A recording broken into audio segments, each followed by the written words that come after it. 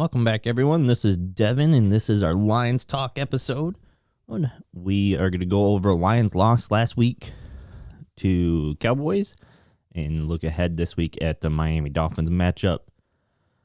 Man, they just struggled offensively so bad this week. It's almost frustrating because they were so high-powered offense. Their defense is finally clicking the last 2 weeks, for the most part, and they just can't do anything. I mean, Goff threw 2 interceptions. There was the fumble. I think that was a big killer of the game because if we would have got in the end zone there, I think that would have changed a lot of the momentum. But when something like that happened, it was almost like, okay, this is over type of deal. Yeah, I didn't really get a chance to watch it. I was listening to it and watched some highlights after, and it seemed like there was a couple huge things that kind of was huge momentum changes. That pick that Diggs got that they say was probably not a pick. They end up scoring off that. The fumble, obviously, on the goal line, that was huge. So those 2 huge plays that kind of changed the momentum. But, I mean, they were leading at half. Yeah. I mean, the defense was playing the best it has all year. I mean, obviously, they've been struggling. Their defense played okay against the Patriots 2 weeks ago, and they had their bye. But it was good to see changes come from the defense. But like you said, we just can't put it together on both sides of the ball /4 quarters. Yeah. I mean, yeah, like you said, coming out of halftime, we threw that pick. It was the first thing, and then they turned around and scored on it. So huge momentum coming right out of the locker room. Then it goes punt. Then we have the fumble. And then, we do hold them. And then we threw another interception that turned into a touchdown. And then fumbled and touchdown, fumble, end of game. Yeah. So it's turnovers. I mean, it's crazy how much one player can kind of impact a game. I mean, Swift was still out, and he's kind of our guy. Yeah. And obviously Williams has been playing okay. Reynolds has been playing okay, but I mean Williams, he fumbled 2 or 1. He fumbled the one on the goal line, I believe. Yeah, and that's his first fumble in his career. Really? Yes. So, but I mean, it's just with Swift coming back this upcoming week, I think it's gonna be huge. But yeah, I was just so happy to see the defense play well. I mean, against a pretty good Dallas offense, and we had 1 or 2 takeaways. I think it might have been only one. One. I think we had 1 interception. Or no, fumble recovery just at the end of the second quarter. Yeah, right. We got that. But it was, I don't know. I mean,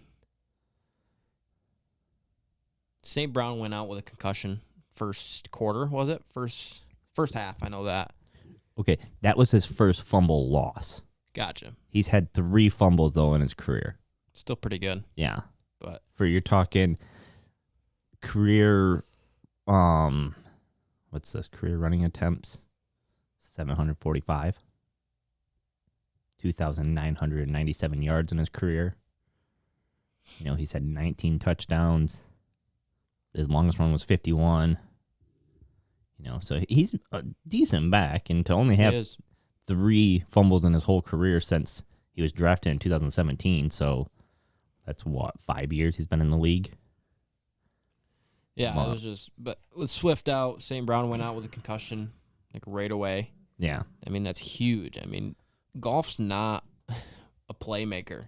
No. If he has the weapons around him, he can play well. Look at his Super Bowl run. Well, when he has the weapons, he can dump it off quick, hand it off, and get, let the playmakers do their thing because he's not the playmaker. He can make halfway decent decisions normally to get it to his playmakers, but from there he needs them to do the work to really get them going. So another frustrating thing is Hockenson has been for 3 years now, supposed to be kind of our guy. Yeah, and I feel like he's just way too inconsistent. I mean, he has, I think maybe not now, but going into week 5 or 4, he had the most drop passes out of anybody. Yeah. And he's just, some games he just goes off. He gets targeted a lot. His route running, can't touch him. And then other games, he's just obviously a lot of it's who they're playing and schemes and what teams want to shut him down and who doesn't. But it's just he's way too inconsistent, even at the Dallas game. I think first half he played well. Second half, I don't know if he had any completions. Yeah, he only had receptions, four receptions for 48 yards. I think they all were in the first half. Yeah. So it's just that's kind of He frustrating. was only targeted 5 times though. I know. I mean, they just got to get him going. I mean, even in space, he's okay, and he's just gonna open things up for our actual playmakers like Yeah. St. Brown and Swift.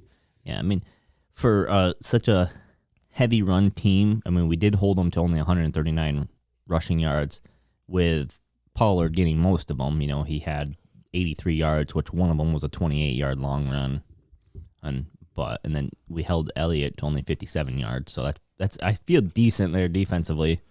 We knew they were going to come in being run heavy, and Dak did look like it took him a little bit to get going, type of deal. So like we were talking in our last one, so with Lions, I think they had a little bit of that to help them. Otherwise, I felt like this could have kind of got even worse.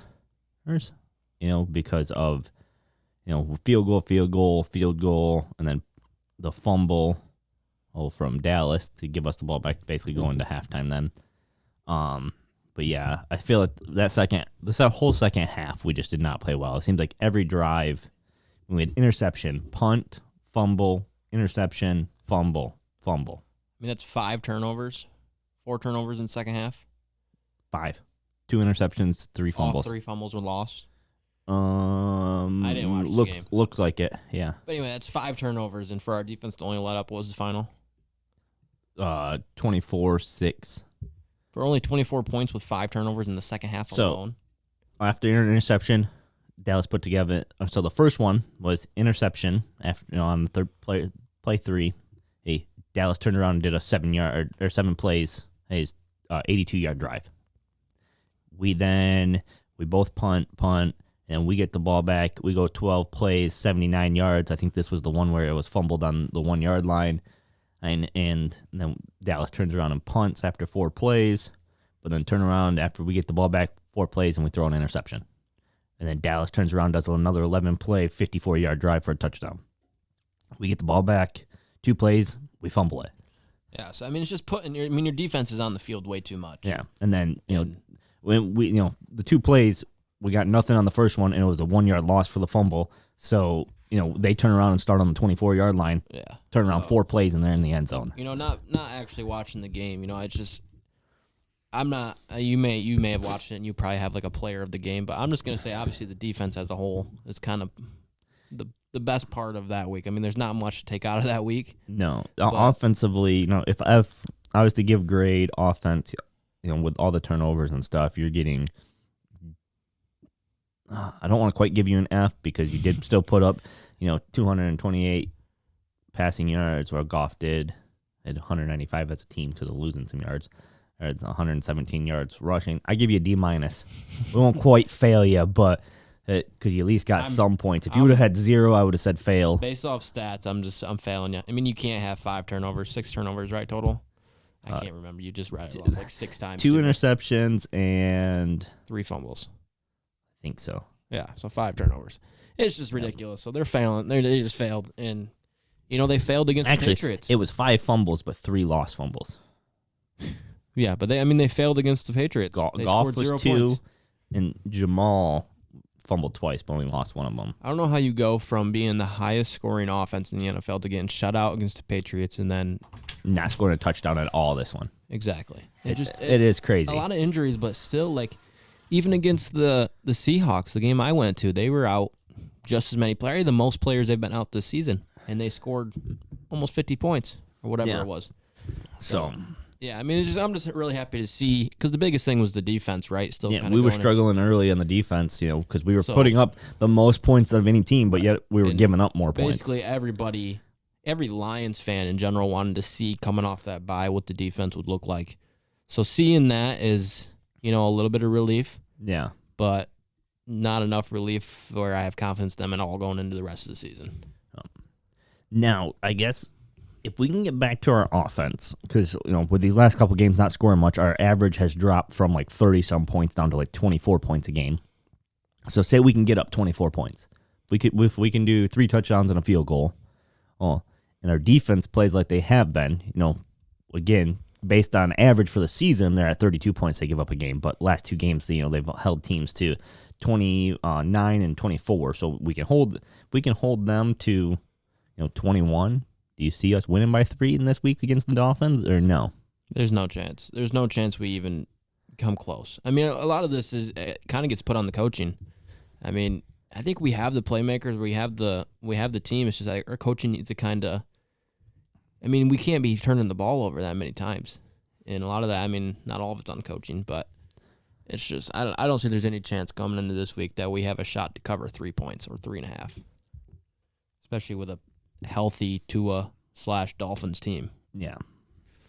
I mean, to lose. I mean, like I said, NFL's normally a one score game, and I'm actually surprised with Dolphins being a 4-3 versus the Lions that are 1-5. I'm surprised it's only a 3-point game, really. The Dolphins could be undefeated if they were healthy. Yeah, with Tua. If Tua, I mean, the only tough game might have been they did. Jets and Minnesota would have been tough, I think, with Tua in. They would have beat Bengals, I feel like. So because Jets beat them 40-17. Now Tua wasn't there, but I feel like that could have been a difference. But they could have beat Minnesota because they ended up losing that 24-16. So I feel like they could get a win there, but and win against Bengals, and then Jets might have been the only actual loss. Yeah. But Lions, man, they just. Yes. I just don't see. I don't see how. Like I said, I'm surprised it's only a 3.5 line. Is kind of what.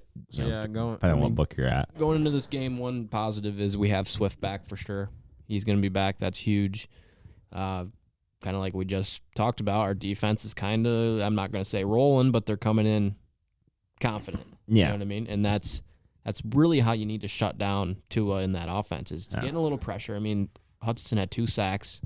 If he can continue to improve and get some pressure on Tua, it's kind of where he struggles. I'm not going to say struggles because he is good at getting out of the pocket, but he's starting to turn into that pocket passer, I guess you can say, because he has to. Otherwise, his career. And did you see Lions owner come to one of the press conference things after one of their practices and talked and said, she still believes in our coach, she supports our coach, and she understands that this is a rebuild. She says it's frustrating to only have one win. She'd like to see more, but she still, come out. And I mean, I guess that reassures your coaches that a little bit that, hey, your owner still believes in you, thinks you can get the job done. So, and I mean, I guess I don't know if it's Dan Campbell or if it's more comes down to offensive coordinator, defensive coordinator. Do you start looking at them, or do you look at, or is it Dan? I mean, where do you put the blame, coaching wise? I think it's as a whole. I mean, it just for being so inconsistent. Like this is probably the most inconsistent team in the NFL, and there's some inconsistent teams. I mean, offensively, defensively, special teams, all that. Yeah. You got to kind of put it as a whole as what's going on in these team meetings, what's going on with the communication. Yeah. I mean, looking at that Hard Knocks series doesn't really do justice. But remember, the offensive coordinator and defensive coordinator, every practice they're just screaming at each other. Yeah. And they say they do that every practice, which granted that might not be the case, but that can't be like good. Yeah. You know what I mean? They're not coaching. They're screaming at each other, which who knows what's actually happening. Yeah. But I mean, I just think they all are kind of not necessarily doing their own thing, but they're not working together like they should be. I mean, they're just so inconsistent this year.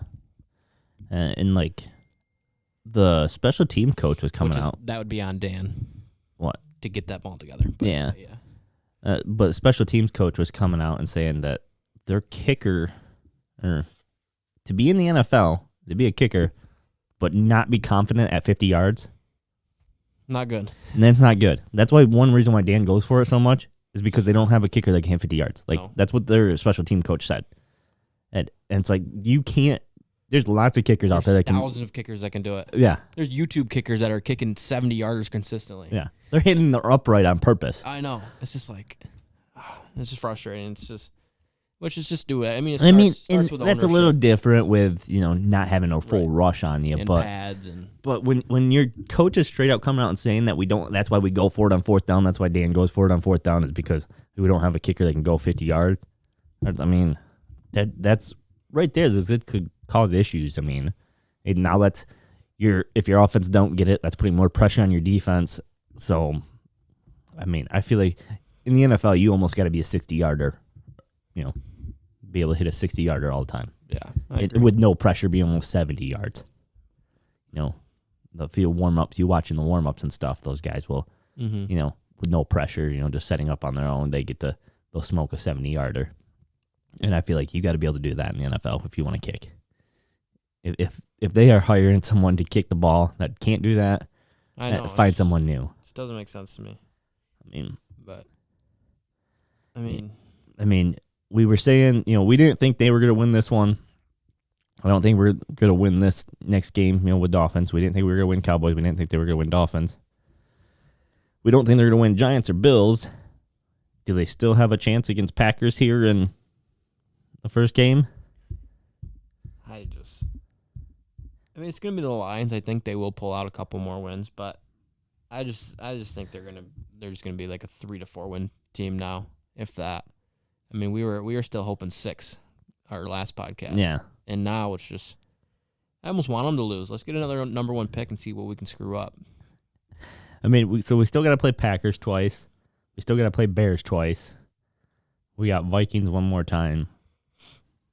And we got Jets and Giants that are both rolling, and Bills and Jags. So Jags we might be able to get a win. Oh, and Panthers. Could be a win. It could be a win depending on how they start changing things around. Packers could be a win. Bears could be a win. That's about it.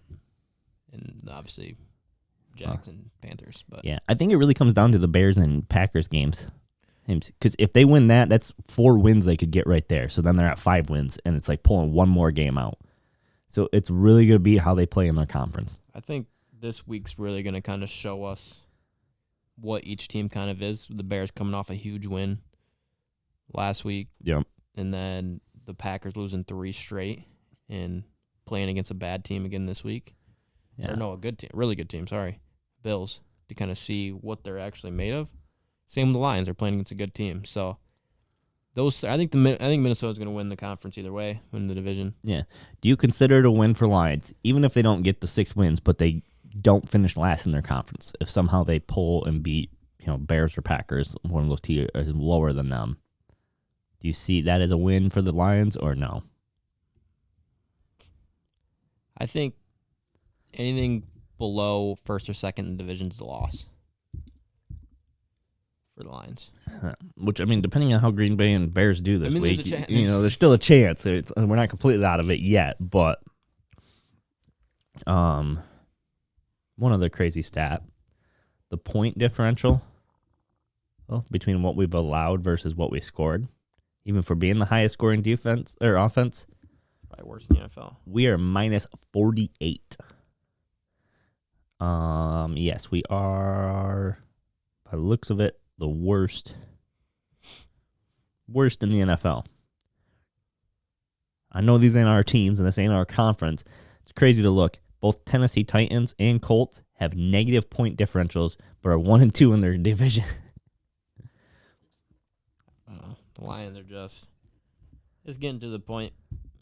It's been to that point, is if we'll ever be good. Man, I don't want to say we need different owners, but we need different owners. It starts there. My thing is, I think for the most part, coaches have a 3-year plan to be successful. Yeah.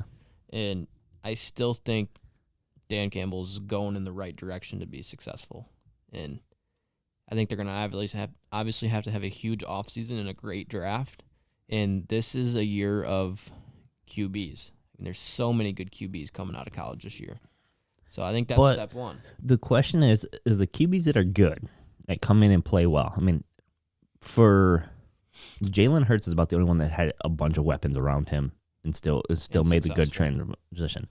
Otherwise, you look at most of the teams that have a really good team, like a college team. Yeah, but the quarterbacks don't play well in the NFL. Look at Josh Allen. He came from Wyoming. Yeah. Same with, Patrick Mahomes. Patrick Mahomes came from Texas. No, he came from. Where did he come from? I can't think of it now. Texas. Was it a Texas team? No, it might not be. I didn't think it was I Texas. don't know why I can't think of this. I thought it was some smaller. It's a decent school. Texas Tech, I'm pretty sure. You think it was Texas Tech? I think so. Maybe. Patrick Mahomes. Gotta be. Texas Tech, okay. Okay. Yeah. Who else is a good quarterback right now? Kind of flipping that. Look at all the young, really good quarterbacks that are not having the success. Trevor Lawrence, Zach Wilson, Mac Jones, not Jalen Hurts, Justin Fields. Yeah, Tua's finally starting to get better. Tua's getting better. I mean, Mac Jones played well he's played well. He just I haven't been impressed with his quarterback play. I think what he's been doing is like more of an coaching scheme for him to be able to excel. He's not built for the NFL like all the others are now. I mean, not to be weird, but I mean the NFL is completely changing to. He needs to put on some mass. Get a little bigger, get a little faster. He's a Tom Brady, and Tom Brady's. I mean, it's just they're not going to be successful in the NFL if you can't move. Yeah, well, that and you just got to have really good decision making and like be able to really break down defenses. Defenses are getting more and more able to hide things and show things. Schemes, yeah. Yeah, so it's like understanding that, and then, But so yeah, I don't know who we'd want as a quarterback. I would want Bryce Young for sure. You probably don't because he's a Bama guy, but I mean, I'd be more than happy to have an Alabama player on Lions, but look at Bryce Young's size. Yeah, but he's like a Tua. He's shorter, I'm pretty sure. Look at and he's not quite as big as Tua. Tua's a little bit thicker than Kyler Murray. Yeah, but Kyler Murray did one good year, and now he can't. And I think Bryce Young's decision making is already better than Kyler Murray. I mean, he's just And looking at Alabama this year compared to what they've had in the past, their receiving core is not as strong as it's been in the past. And so, look at the plays that I guess the only thing they still have going for Alabama is their offensive line can hold forever. So it does give Bryce Young more time in the pocket to make decisions. It's true. But he does make good calls of checking things and stuff at the line. He's really smart with the ball. Mm-hmm. I mean, I really like C.J. Stroud, but the history of Ohio State quarterbacks. That's what scares me. I mean, Justin Fields, we'll see what he can do.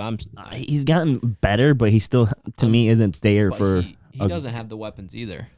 But that's the thing is, like, you got to start playing well in the NFL as a quarterback. Play well, not great, but well. And then get the weapons to play great. But I think the Lions have the weapons. I think they have the weapons around, like Bryce Young or C.J. Stroud, that could be successful. And if they're not, then we got to move on real quick. I guess for the weapons with the Lions, I mean, I would like to see one other good receiver come in. Well, once Williams gets back, it's unbelievable. Well, yeah, that would be big. Well, and St. Brown. Williams haven't played all year because he's still on his ACL stuff or whatever. Yeah. So St. Brown, Chark, Swift, Hawkinson, Williams. I mean, it's the offense. Hawkinson's got to get better. Hawkinson's need to be utilized more to me. I just think they don't use him correctly. They need him almost like check down or like short passes. Let him just basically body up on a linebacker or something and make the play from there. I don't know why we don't use him like they use George Kittle or Travis Kelce. Like a 3-step and out bodied up against a linebacker. Definitely if the linebacker that's gonna be on him is an inside linebacker versus an outside linebacker. If there's an outside linebacker covering him, then okay, that might not work as well. But if the linebacker's tucked inside, go off. It's like if we need like 4 yards, Hawkinson, you're gonna go to about 3 steps, and you should be about at the You should win every time. You should be at about the first down and just turn and body up. Yeah. And it's gonna come towards your outside, and you're just gonna have to body up and hit it. So, but yeah, I think step one for us is getting a QB in the draft. I'm not saying it has to be Bryce Young. It doesn't have to be C.J. Stroud. I mean, the Kentucky's quarterback's insane. I don't know if Hooker's draft eligible yet, but he's insane, which is Tennessee's quarterback. You only have to play 1 year in college, I believe. Is it? Yeah. Let me look. I don't know. Probably. I thought it was 2 for some reason. Which he might be on this second. I don't even know. I don't really know much about him. All I know is he's freaking good. To be eligible for the draft, players must have been out of high school for at least 3 years. So it is longer than I thought. But most of these guys went early, which counts as a year. Yeah. Redshirt a year and then play. Yeah. So Hooker might be able to, but I mean, this is. I don't know. He has that one good, crazy receiver. I can't think of his name. That fucking burned Alabama like 4 times. It pissed me off. Yeah, I know what you're talking about. But I don't know. I just think from the last few years, this is the best quarterback class we have. So going back to the Lions, I think we need to get a quarterback. I think we need to get an edge guy, maybe out of free agency if there's any available, because besides Aiden Hutchinson, our interior and other edge players are absolutely horrible, and that's really where it starts on the defensive side. If you have a good front / good edge guys, it's just going to make everything easier for the secondary, for the linebackers. So Hayden Hooker started originally in college football 2017, it looks like, at Virginia Tech. And then transferred this year, 2021, to Tennessee. But he's 6'4", 218. I know He could be a college or NFL quarterback, in my opinion. he could be good, and he may be a guy that needs to develop under Goff or develop under that guy. But I mean, yeah, we need a quarterback. We need an edge guy. Bryce Young, C.J. Stroud. Who's this Jake? Who's he play for? Who's the Lewis from Kentucky? Something Lewis, I think. He's good. Fresno State's quarterback. I guess he's pretty high. I haven't watched any of his Michigan games or anything. No, Fresno State quarterback. This Jake Honer or whatever. Sure. Sometimes those are the guys though, like we were just saying. I mean, the team, the guys that I guess that's where I would almost look is what quarterbacks are leading their teams to do really well. Like Tulum, who's their quarterback right now? Because Tulum's like ranked in the top 25. Like Tulum's like 24th right now and beat Kansas State, and Kansas State is still ranked higher than them. Kansas State has 2 losses. Tulum's undefeated, but yet still is ranked below. I don't know. Let's see who their quarterback is. Would that be someone we would be interested in? Mitchell Pratt? I guess I'd need to look more in to see if it's a quarterback thing that's doing well for them or if it's something else. It's hard to say. Because he's 6'3", 220. And he's a white dude. But Stetson Bennett, Georgia's quarterback. I don't want him. Don't want him? No. I mean, it's a strong QB draft either way. Yeah, I think there's going to be a lot of options. Whether we go first round, I think you got to start planning for Goff getting out of there. Whether it's another year of Goff next year to play under, or I mean, I guess you got to make the decision of okay, are we still considering next year a rebuild year, or is it time that you got to start winning? Because if you're taking on a new quarterback, it's going to be a rebuild. It's a rebuild, but you're still coming up from the rebuild. Whereas, but you have the weapons. Like I think you have to. But can you keep the weapons if you're going to be drafting a high quarterback? Because that's going to be a high paycheck.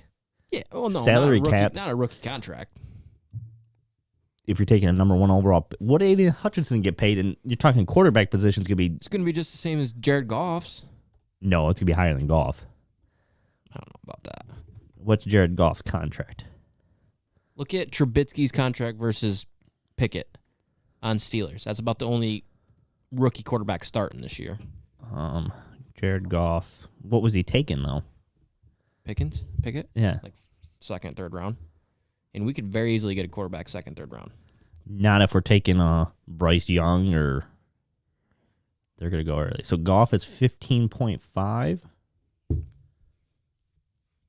No, that's what his bonus were. Goff was scheduled to earn $25.65 million in base salary in 2021, so 25.6. Who was drafted like number 1 quarterback? Wasn't like Tua taken or Jalen?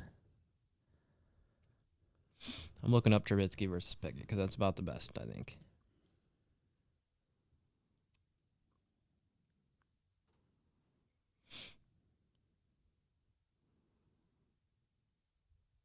So again, okay, it's not as high. Goff makes a shit ton of money. Why did we take him? That's killing a ton of our cap space. Basically, I'm saying it's going to be in 2022. Tua will earn a base salary of $895,000. Yeah, but he won't be on his rookie contract. $895,000. Not even $1 million. That's not that much. A roster bonus of $2,467,330 $313 will carry a cap hit of $8,256,000, which is still small compared to like I just read off Goff's. How is Goff getting paid so much goddamn money? We signed him to a 4-year deal, didn't we? Because we honored his contract when we took him, which is a 4-year. I thought it was 3, but it might be 4. I want to say it's a 4-year contract. Let's see. Current contract, Jared Goff signed a 4-year, $134 million contract with the Los Angeles Rams, including a $25 million signing bonus and then $110 million guaranteed. And we honored that contract, I'm pretty sure. Which he played 1 year on Rams, right? So we took the 3 years. Yeah, we have 3 years with him. We had 3 years, and so this is year 2. So he has 1 more year on his contract. So I guess that's what I would look at as, we're not going to want to pay him and not have him type of deal. So, yeah, do we draft a quarterback then, knowing that, hey, this is Goff last year, give 1 year to work on someone to work under him, and you'll be starting because Goff's contract's going to be done. No matter what Lions do, they're going to draft a quarterback. Just depends on how early they want to get one. They're not going to go pick somebody else in free agency, and they're not going to trust Goff for another 5 years. Yeah, no. So either way, they're going to draft a quarterback. We got to get another edge guy for defense, or an interior guy. And there's some good ones out there. So that's really what kind of going into the offseason we need to look forward to is having a solid offseason. Get another rusher from the other side. Aiden Hutchinson does need to get better. He's kind of not. And he has 5 sacks. He's been inconsistent. So inconsistent. And it's like one game he'll play great, and the next game he can't get anything. Which this is going to be a huge game this weekend because you got a 5-year veteran tackle that he's going to be matched up against. So I think you're to watch. He's going to struggle. He never got a sack off of doing a spin move until this past weekend. Really? He said he's never got a sack off of a spin move, even in college. Yeah, he never believed in the spin move. And it's like he realized that he has to use the spin move because you can't just bull rush everyone like you could in college. Yeah. Because he's almost bigger than everyone. But he has a lot of learning to do. I think he'll still be fine. But I don't know. Big offseason in the Lions. Lions are still in the rebuild. I give Dan 2 more years, to be honest with you. Yeah, I mean, I think teams are going away from coaches too soon. What was our record last year? I don't know. What do we have? 5 wins? I don't even think we had that. We were number 1 over a pick, so we only had like 3 or 4 probably. We might have had 5. No, I feel like we only had 3. We were 3-13. So if we're better than that this year, if we finish with 4 or 5 wins, I think that shows the step that we're moving in the right direction. If we could get 6, that'd be great, but we'll find out. Yeah. A lot can happen. And if we beat, I think it would show huge improvements if we beat, even though they're not great this year, Packers twice and Bears twice. If we pull those wins off, I think that's a huge step for us. Yeah, I just don't see it happening. I don't either. I think, I see splitting, but that's where I'm looking at, seeing how we play in our conference, I guess, is where we finish there.